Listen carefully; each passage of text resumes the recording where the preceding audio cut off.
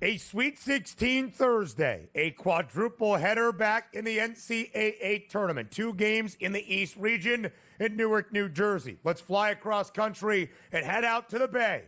That would be San Francisco, California. That will house our 2 West region games that we have tonight, including a 1 seed in Florida taking on a 4 seed in Maryland. It is the first game inside the Chase Center. That's the home of the Golden State Warriors, who can perform like the Dubs. We shall see. Florida, a 6.5-point favorite, DRS, against Maryland. Total 157.5.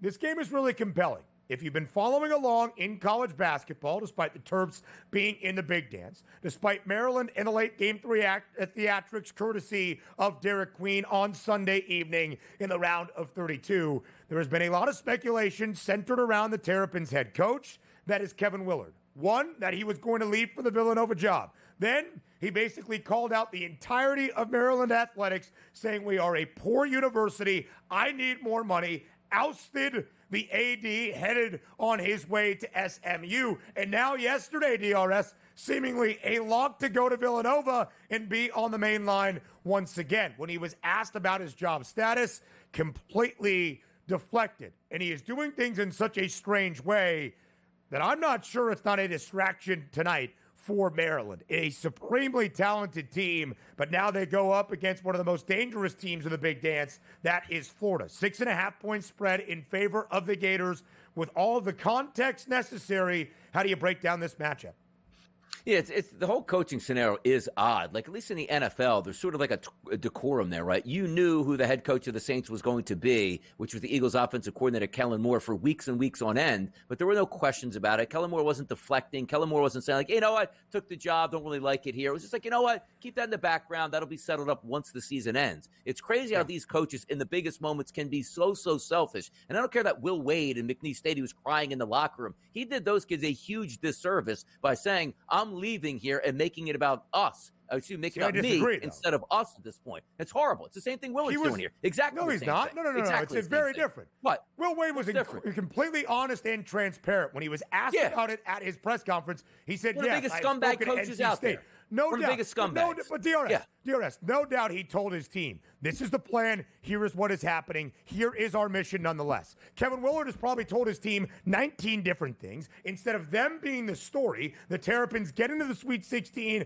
for the first time since 2016, he has made it about himself, who, by the way, in 7 NCAA tournament trips, Willard has made it to the Sweet 16 once this year because of an all-world freshman in Derek Queen and a buzzer beater, despite Nico Medved absolutely outclassing and outcoaching Kevin Willard. The Will Wade scenario is far, far different. And one of the reasons McNeese was locked in for the round of 64 game, because they understood the entirety of the situation. Nobody at Maryland has a clue what is happening right now, and Kevin Willard has made the story his own persona, which is frankly not nearly as large as he thinks it is based on his actual coaching success.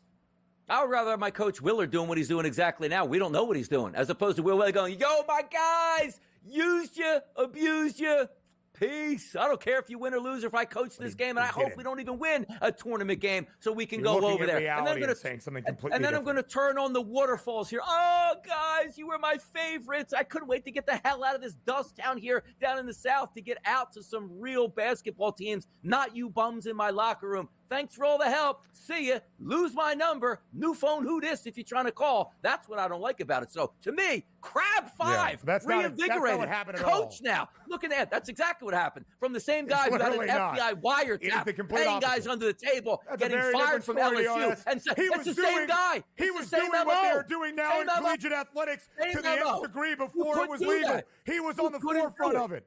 Will Wade, one of the biggest scumbag coaches I've ever seen in college basketball. Fine to feel that way, dipping out but don't on lie McNeese. about what he did with the head coaching scenario. He should sue him. He should have lied about it. It was all about him. This team finally gets to the biggest stage and gets a win, and he pieces them out. Second consecutive year because he led them there. Did you see his reaction after they won? That news. Did you see the reaction after they won? Did you hear him on the wiretap with the FBI? What an actor this guy is. I never said that. He also got busted for being honest on there. That's why he got out of coaching. His entire career has been a fraud. Must be fun. Fraudulent.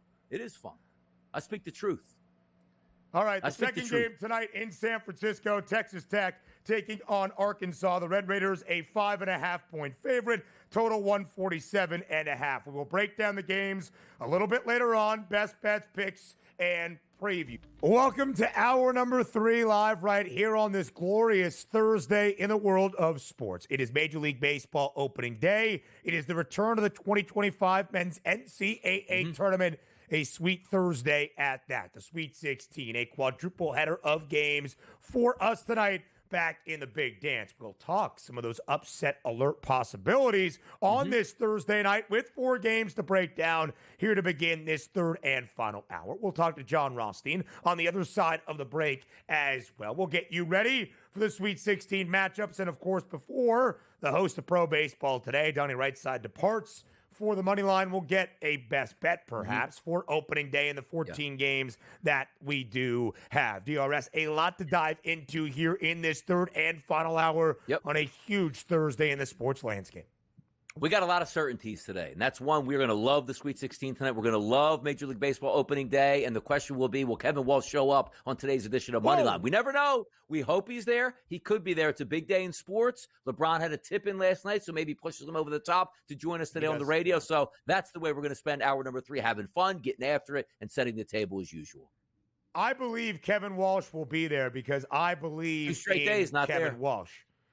But he's not working tonight. We moved some things around because in New Jersey and our other studios out there, you can't bet the games that are in Newark in the East region. So because of that, are you working tomorrow night? No.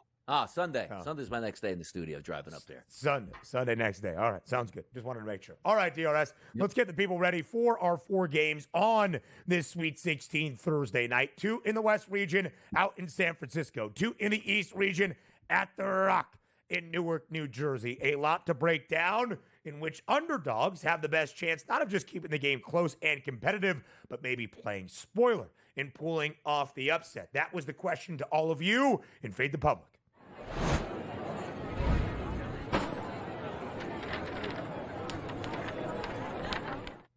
Which of tonight's underdogs is the best bet to win outright? Is it Arizona catching the most points? They're getting 9.5 from Duke in the nightcap tonight in Newark. Is it Arkansas with the return of Adu Thero? The big man down low for John Calipari makes his return tonight. They are just a 5.5-point dog against Texas Tech. BYU only getting 5.5 against Alabama as well. In Maryland, 6.5-point dogs in the first game of the night in the West region out in San Fran against the Florida Gators. Those were your 4 options, of course, for a quadruple header Sweet 16 Thursday night slate. And, Donnie, it's really a split between BYU plus 188, that money line number, or Arkansas at a plus 184 price against Texas Tech. Most of the public, or at least a little bit more of the public, around 37%, backing Kevin Young and his Cougs on this heater. Which way did Donnie Rightside vote? Look, it's easy for me. When you need an upset, you need a team and a coach you can trust in the biggest moments here. And that's the Maryland Terrapins at a plus 205 price. Only 19% of the votes coming in, so not necessarily a fade here, but better than Arizona's getting. Maryland, the Crab 5 on the West Coast, away from everything at an early start, which could throw things off for the favorite team they're going up against. So for me, I picked Maryland. I don't think BYU wins. We broke it down earlier. I love Alabama today. Arkansas to plus 184. I think that run ends. And Arizona plus 360, playing the best team in college basketball, which leads me with Maryland. Extenuating circumstances, far away from home both teams, earlier start, maybe primed for an upset there. How about that? Yeah, DRS, as we shared, and things got a little bit tasty during the end of our opening hour. I'm not believing in the Terps today. I do wonder what the preparation level is for Florida. Not to say they're going to get run out the gym, but it's an interesting circumstance around this Terrapins team, and I still believe Florida in my national championship pick is dangerous. The Gators have yet to cover so far in the big dance, and yet are the best covering team remaining in the NCAA tournament. UF 26-10 against the spread this year, 26-8 ATS entering the NCAA tournament. I don't know if Arizona keeps this game close. I really do wonder about what the Wildcats can do offensively, pacing up this game.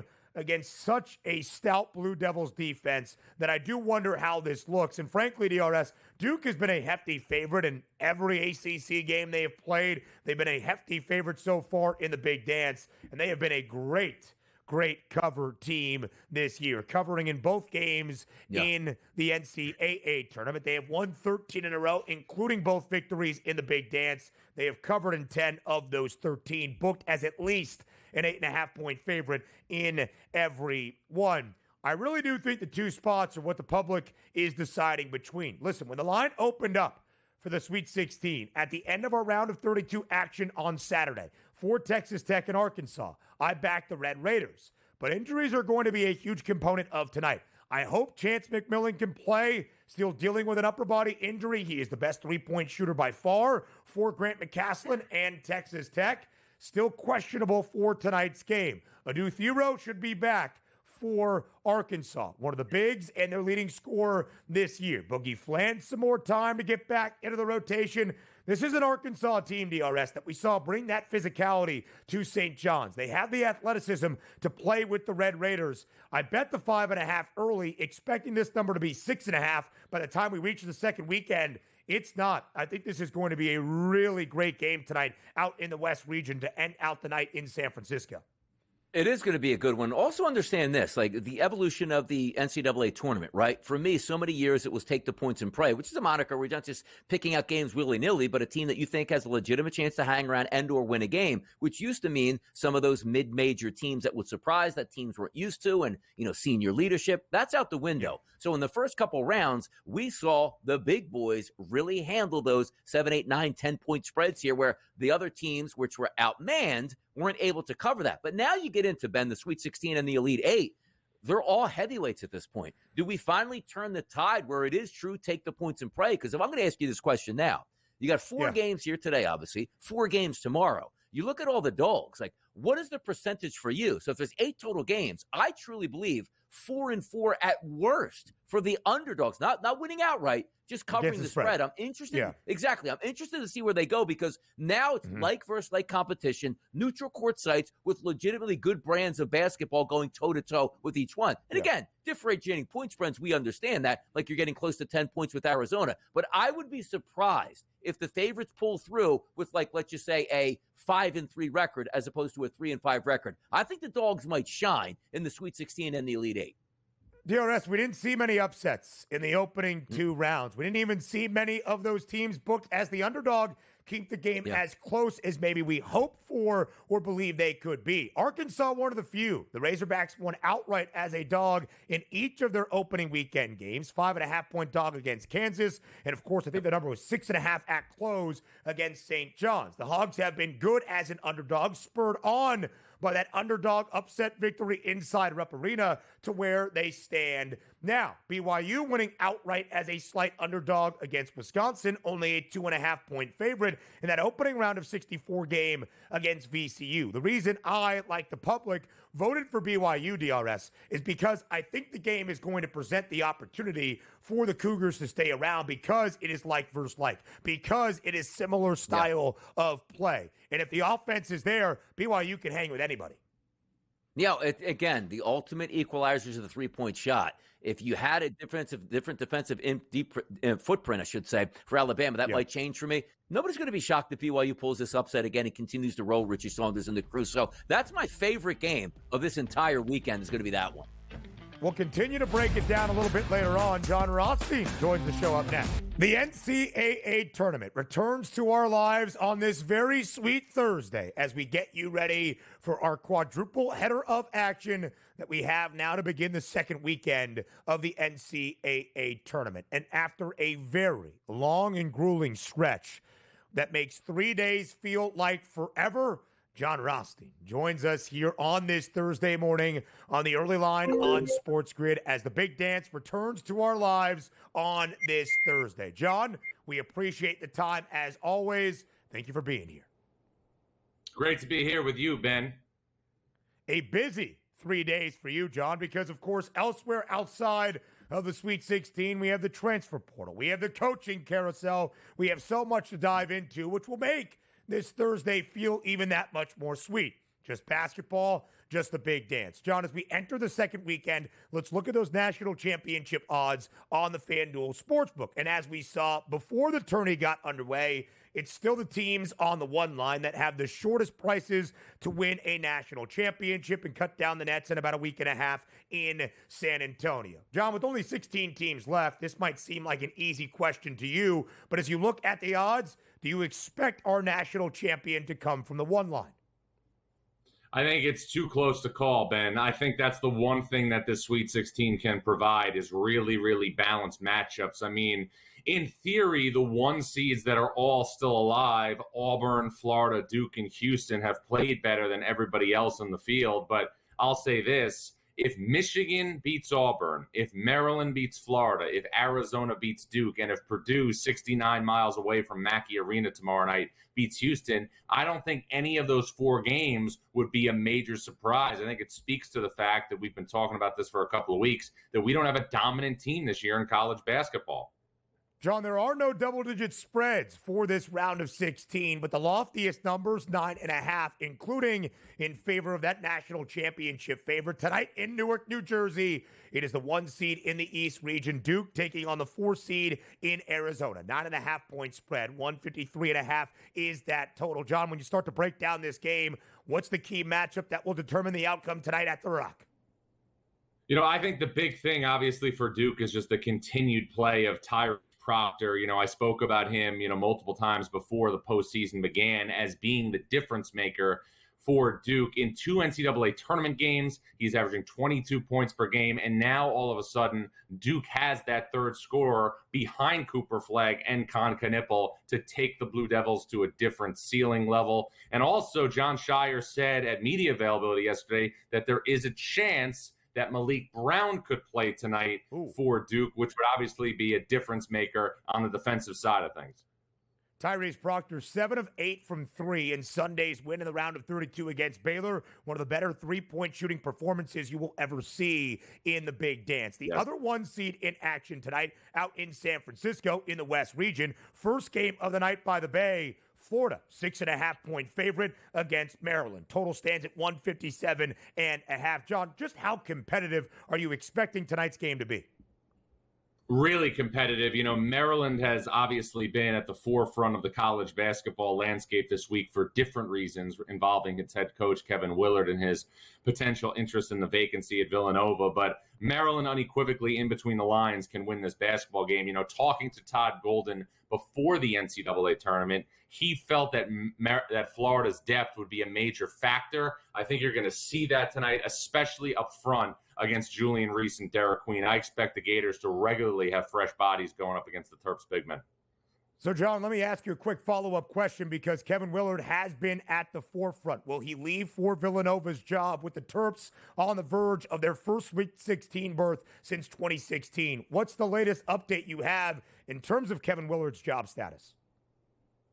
Well, this is what I can tell you, Ben. I reported on Selection Sunday that Maryland had put a term sheet in front of Kevin Willard that would make him one of the top 10 highest paid coaches in college basketball. I have since been informed, since I did that report, that number is going to be at least in the neighborhood of $5 million and likely well over $5 million annually. The question is, though, whether or not Kevin Willard wants to stay at Maryland, which obviously does not have an athletic director right now, or does he want to return to his roots in the Big East, where he spent many years at Seton Hall, but obviously Villanova is a much, much higher level basketball job than Seton Hall is. So that right now is the elephant of the room, and it's something that's dominated the headlines this week in San Francisco. You touched on it. This is the first time since 2016 that Maryland has played in the Sweet 16, and Maryland unequivocally has enough to win a couple more games in this NCAA tournament.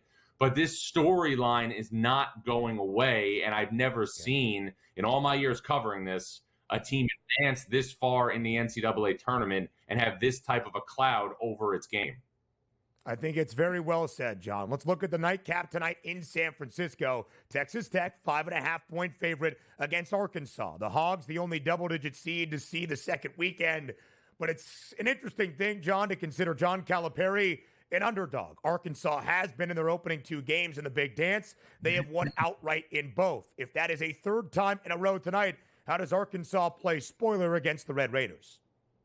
Well, the wild card in this game is Adu Thero, and I think he's the wild card in the whole round of the Sweet 16. You know, John Calipari said a couple of days ago that Thero would be available to play 12 to 15 minutes. I talked to him after he said that report on the Pat McAfee show, and he said that Thero had to make it through a full contact practice before he was going to be given that green light.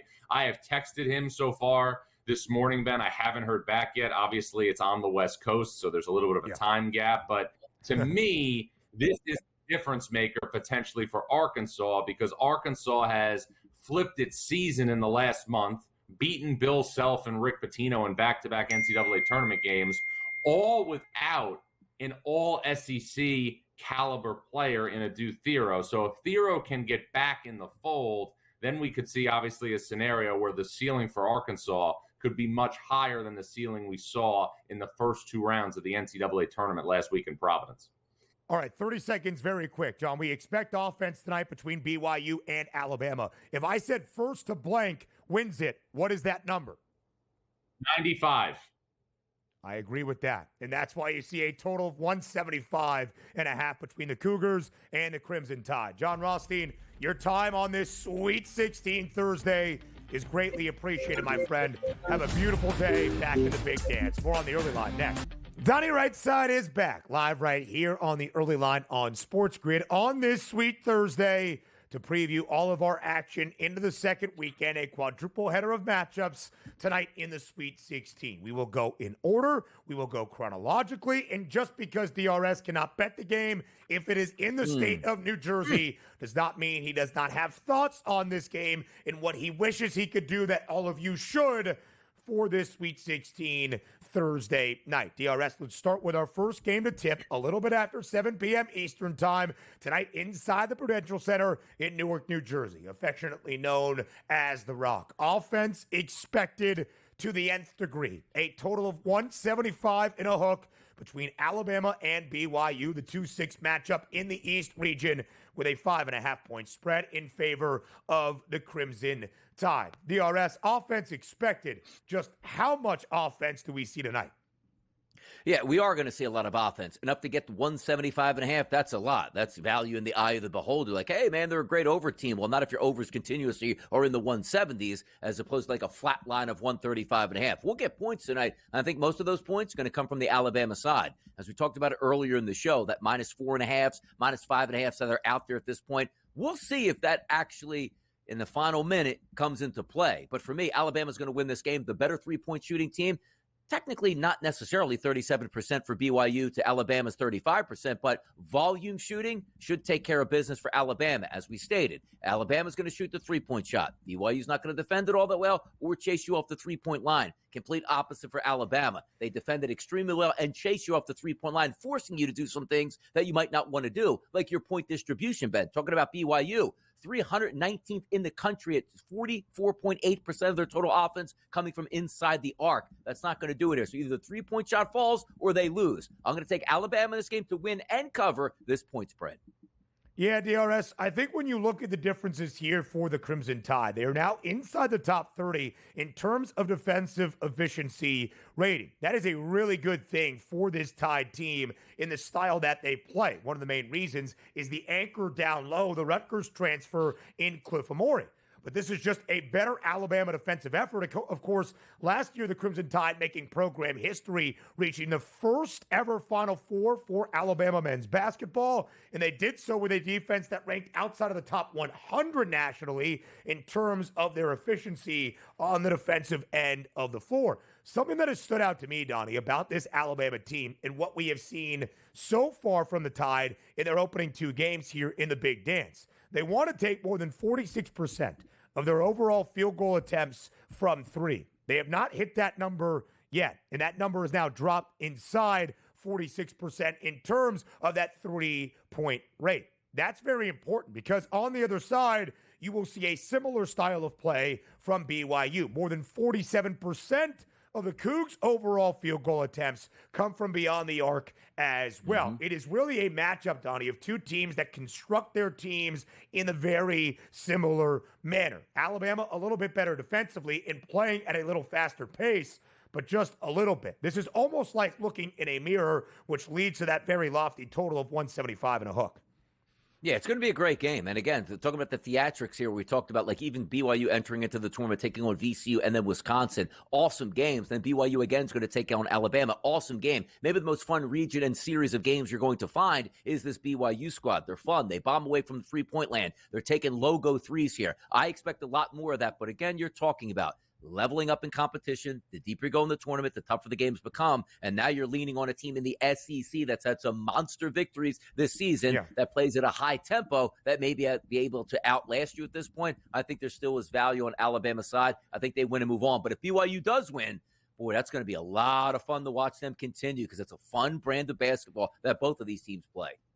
The highest points prop tonight is Alabama's guard in Mark Sears in a game we expect to see a ton of points. He had 22 in the opener against Robert Morris. Of course, Alabama very much tested by Bobby Moe, winning that game by only 9 as a 19.5 or even 20.5 point pregame favorite. That game went to the over for Alabama, their second game in the round of 32 going under. Sears had 22 points against the Colonials, but was 1 of 5 from deep, 0 from deep against St. Mary's, 0 of 4, just 1 of 9 so far for Alabama's point guard. On the other side, so many guys that can hoop for BYU, Richie Saunders, Yegor Dimon, and the big man, Keba Keita, playing really big minutes against Wisconsin. BYU has won 11 of their last 12, covering 10 times in those 11 victories. 5 of those 11 victories outright as an underdog. Should be a great game tonight to get us started in the Sweet 16 in Newark.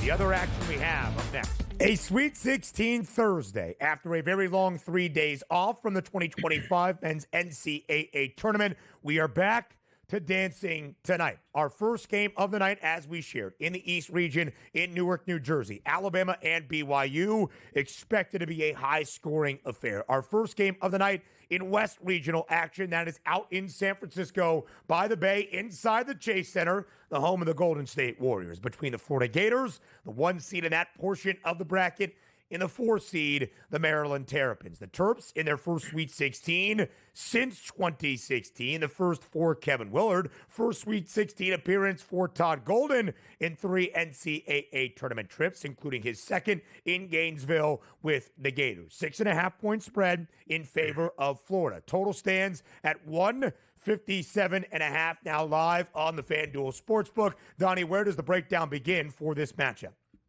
Interesting to me, like in the last round, like I had Alex Condon. I thought he would get over 11.5 points, came up short, went to the free throw line, shot, I believe, 8 free throws and still wasn't able to get there. I think he only shot maybe 2 or 3 times from the field. The reason I bring him up is you take a look at Florida's footprint on offense. Awesome efficiency there. Number 2 in the country, only behind Duke. Maryland's defense, however, Ben, is 6th overall in efficiency. That's a great matchup. Maryland doesn't foul. They rebound. They play great from the three-point line, which includes top 15 in the country on defense at only 30% of three-point shots made going against Maryland. Why is that important? You know Walter Clayton Jr. likes to get off from three-point range. Sometimes it just doesn't matter. He rises, he fires, he hits, guy in his face. He's that talented. But look at the point distribution here, which I want to bring up. Florida is 259th in the country at 47% of their offense, Ben, coming from inside the three-point arc, which isn't great. However, Maryland's defensive footprint there, 30th in the country at giving up 54% of their total offense inside the arc. So maybe you can get some layups there, some easy putbacks, buckets, and get to the free throw line if you're Condon. So I missed out on him last game. Maybe this is the game to go back. Because for me, if I have a team that plays electric defense from the three-point line, what do you start looking to? Splashing to the bucket, making layups in the paint, maybe getting to the free throw line. That would be an angle for me. And as I said, this is an earlier game on the West Coast. It's a 7:39 tip East Coast time, but a 4:39 tip on the West Coast. I think it throws them off a little bit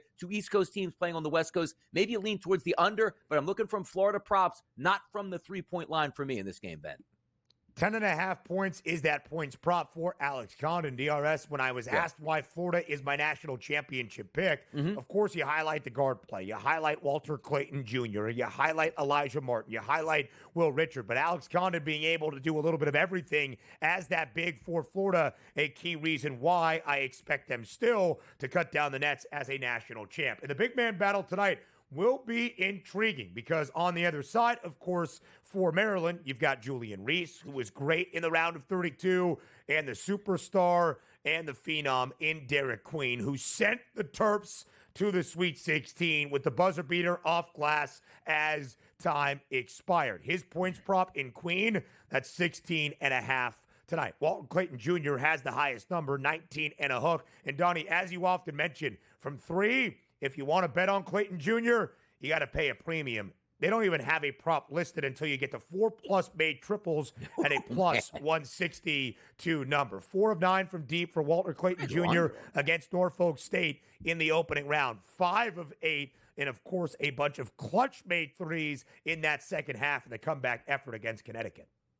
By the way, also, you take a look at having some fun with, like, Kevin Willard being the head coach there. How much longer will he go to Villanova? The reason I bring it up is you already checked out at this point? You say, well, what play did you call to end that game to Derek Queen? I didn't call anything. I just said, who wants the ball? You do. You take it. Go and lay it up. We win. I'm a genius head coach because I drew that up. So the sort of cuts both ways at that point. But I do think, again, we're not talking about playing in Indianapolis where they're going to play at Lucas Oil where it's like a true, like, hey, I don't know if they're going to shoot 3-point shots. I think it does measure up where both of these teams really defend the 3-point line, which makes it interesting where maybe working inside makes more sense. And I just look at, again, 2 East Coast teams going out West Coast. Fan bases aren't there. You have 4 days to prepare for this one. You're not playing back-to-back so you can stay hot on that same court. I just think it lends itself more to an under than an over in this spot here. And I think Maryland has a decent chance to cover. But for me, I'm going to get to looking at some of those props once again from inside the 3-point line and maybe even on both teams here. But primarily, Condon might be that guy circled today. DRS, both teams are very talented and efficient on both sides of the floor, as you would expect at this stage of the big dance. But that does not mean both teams want to play slow. In fact, the pace is up there for both teams, ranking inside the top 80 throughout this season in college basketball. Florida over in both of their games in the big dance. They have not covered yet so far in the NCAA tournament. 26-8 against the number entering the big dance. One of the best covered teams this year in college hoops. Over in 9 straight for Florida. In that sweet round of 32 win, for the Terrapins, everybody in the starting lineup, known affectionately as the Crab Five, scored in double figures. The 8th time this year, the entirety of Maryland's starting 5 has scored in double digits. They're all favored to get to at least 10 points tonight. Selton Miguel, the cheapest of the prices, at minus 196. So that's one of the 1 seeds in action tonight. Florida taking on Maryland, 6.5-point spread. The other are national championship favorites entering this second weekend and the Sweet 16. That's the Duke Blue Devils, 9.5-point favorite tonight in Newark as they host Arizona in East Region action. 153.5 is that total. Duke expected to win and do so comfortably, but just how easy of a ride will it be, DRS, if at all, for the Blue Devils tonight against Tommy Lloyd and his Wildcats? I definitely think it starts to get tougher and tougher, and that's what it's supposed to be in the tournament. It's not supposed to get easier with every win you have. You get a layup in around the 16, then you face a 9 seed here in Baylor, which was a good team out of the Big 12, but not as good as the Baylor teams we've seen over the past couple years, dispatch of them. Now you get Arizona, which can match you physically, per se, from a guard and bigs perspective, but talent on the court itself as a starting 5, you know it's going to go towards the Duke Blue Devils. We just talked about the 3-point shot in the last game where Florida and Maryland might be a little bit tougher from the 3-point line because they both defend it really well. Now, Duke defends everything well. You take that out of the equation. But Duke's offense, again, Tyrese Proctor, I liked him over the weekend to knock down a couple 3-point shots to go over his 13.5-point total. I wish I would have raised the bar. He's been absolutely on fire as of late here, knocking down 3-point shots in his last 3 games. I look for that to continue once again tonight. So he's another guy that I have on my radar. For me, just taking the points probably makes the most sense in this game at it being close to 10. Duke can still get a convincing good victory, 7, 8, 9, right up to 10 points there, and you're always in it for the Arizona Wildcats. It's interesting to me because how would you play the dog, right, Ben? Is it, well, if Arizona's going to be in this game, wouldn't you think this game at the half would have to be 36-34, 36-30 in that range where you probably would get a cover for Arizona? I don't know if I want to play all the way through where Duke has a chance to hit those spurts and really blow the doors off you in the final 6 to 7 minutes. So if I'm looking for an underdog, and I do think Arizona's legitimate, Ben, to cover the 9.5, but maybe more so is you'll know in the first, if Arizona's down 15 points at the break, slim chance they cover, yes. Do they win the game? No. Duke might just prevail. But at that point, I think Arizona's got to be in at the half as well. So dog play first half, Arizona might be the better look. Arizona as a team this year, nearly 33.5% from 3, but they don't love to take the 3. They will allow the opposition to hoist. I really do think Duke is deserving of being a 9.5-point favorite. But to your point, DRS, how do the Wildcats stay in this game? Oftentimes, natural handicapping, especially in football, is underdog covers, underdog keeps it tight, especially if they are a heftier dog. It's ugly. It's a muck it up type of game. Complete opposite for me tonight for Arizona. If they settle in the half court, they play into Duke's hand. They got to get out and run as they would like to do for Tommy Lloyd and his Cats. That is led by Caleb Love. So I'm going to look at actually Duke's team total to the over of 82.5, because I do believe if Duke is winning this game comfortably, they score into the 80s. Now, these two teams have already met this year early in non-conference play. The Blue Devils made a road trip to Tucson as a slight underdog, which sounds crazy to say. They won that game outright by 14, 69-55. Of course, Caleb Love, the North Carolina transfer, very comfortable against Duke. In fact, Arizona and Duke have played each other in the regular season each of the past 2 years that Love has been in Tucson. He is known, of course, for that Final Four game against the Blue Devils, 28 points, burying a triple with just about 30 seconds left to hand Duke a loss in Coach K's final game, trying to find that vigor once again. More on the early line up next.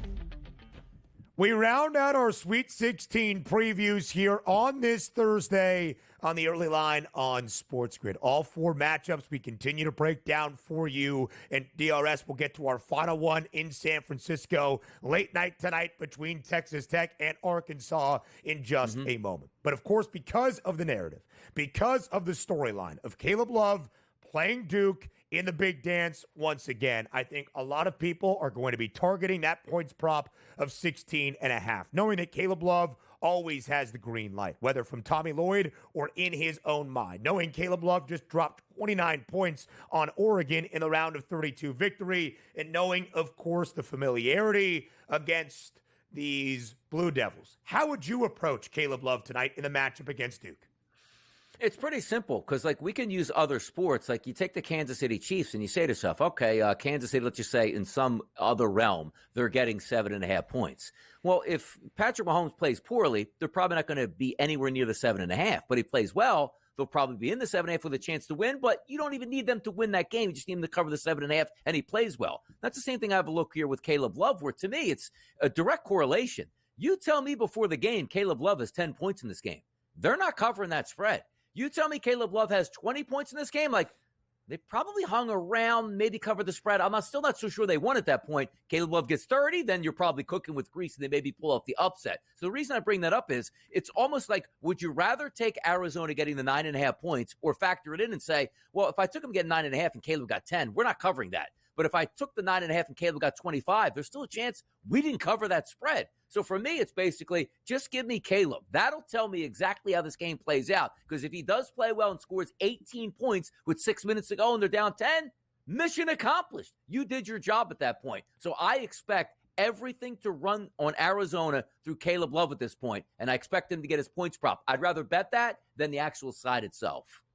Arizona plus 360, money line number to pull off the outright upset as a 9.5 point dog. Plus 430 for Caleb Love to score 25 plus points. So there is a thought process there, DRS, to make it make sense. Our final game of the night in San Francisco. Now, DRS, let me get your thoughts on this one. A little bit after 7 p.m. local time, but after 10 p.m.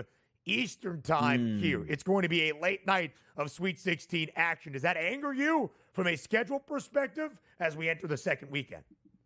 Oh, it certainly does. I've brought this up on radio all week long. It's, again, the NCAA must make so much money. They're trying to hide it, and they can't make too much because somebody will find out how much money they make, so you have to bury some of the ratings. This game's supposed to start at 10:09.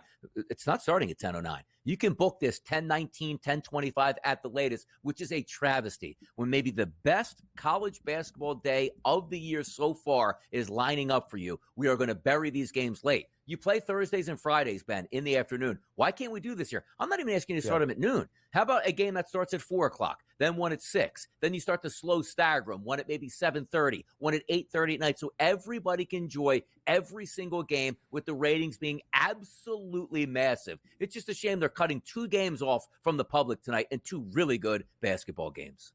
Yeah, I hate it. By the way, though, if you are going to stay up, and we hope that you do, we will be live for the entirety of this Sweet 16 Thursday here on the SportsGrid Network. It will be myself and the coach, J.Y. James Young, live in studio. 7 p.m.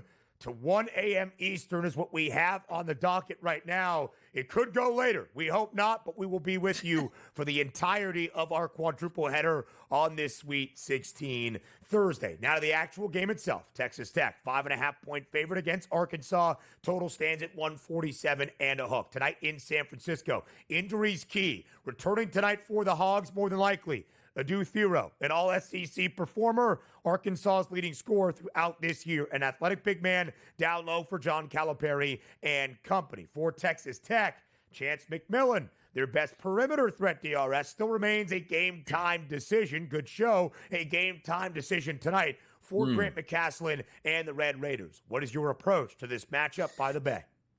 It's a tough one because you're reevaluating what you think Arkansas is based on some injury information and also how well they played down the stretch. So going from one of those teams expected to do some good things at the beginning of the season, midway through the year, I don't know, Coach Cal. You're in a tough spot here in Arkansas. Was it a bad hire for them to now turn it on? And also, I think you're getting a pretty good matchup in Texas Tech. And I love Texas Tech. Top 37 in the country on defense, top 10 in the country, which includes top 5 in efficiency on offense in a lot of metrics here. Yeah. You take a look at a basketball team, though, that Arkansas doesn't foul and Texas Tech doesn't get to the free throw line. Now, having said that, I watched some of the videos and some of the responses where it's like, okay, why was Chance McMillan, who had a certain injury at the end of the regular season, then he got injured in his shoulder, wasn't shooting three-point shots last week, now finally moving beyond the three-point range, a game-time decision. Doesn't sound like he's not going to be all that effective. And you say, well, why are you guys bringing this guy up? He might be the best three-point shooter in the country and with volume, which opens everything up for your offense. Now, credit Texas Tech has been able to win without him here because they still have a pretty quality team. But I look at this. This is danger territory for Texas Tech, I really believe, because Arkansas has that defensive footprint and also that griminess here to play defense and getting one of their better players back. Taking the points in play might start here with Arkansas. I hope Texas Tech wins and moves on because it'll help me win money. But I'm worried about this Arkansas team. So the Cal did tell, I believe, Pat McAfee that Adu Thiro was going to be back for this game, but he was not at practice yesterday, putting his status a little bit more up in the air. We'll see about Chance McMillan, of course, for Texas Tech on the other side. Adu Thiro has not played since the end of February. We saw Arkansas match the physicality, athleticism, and the strength you need inside to answer the bell against St. John's. Another very difficult test tonight against JT Toppin and Darian Williams for the Red Raiders. Again, Donnie, as I shared, I laid the 5.5 at open with Texas Tech, expecting to get the best of the number. I have not. Arkansas is not great offensively. As we saw in the victory against the Johnnies, that will be a key for the Red Raiders tonight to be sound on the defensive end of the floor. All right, DRS, that ends out the Sweet 16. 40 seconds left before we send you to the money line, though. If you had a best bet for opening day in the Bigs, what is it? I'm gonna try to find a hitter prop parlay a little bit later in the day, so keep an eye on that. But if I am looking at that, it probably starts and ends there. Going to Miami today with Paul Skeens and Sandy Alcantara and saying under 3.5 in the first 5 innings. I would be surprised if it gets the 4, but it is opening day. We've seen crazier things, but 2 really good pitchers, not really good lineups in a great pitcher's ballpark.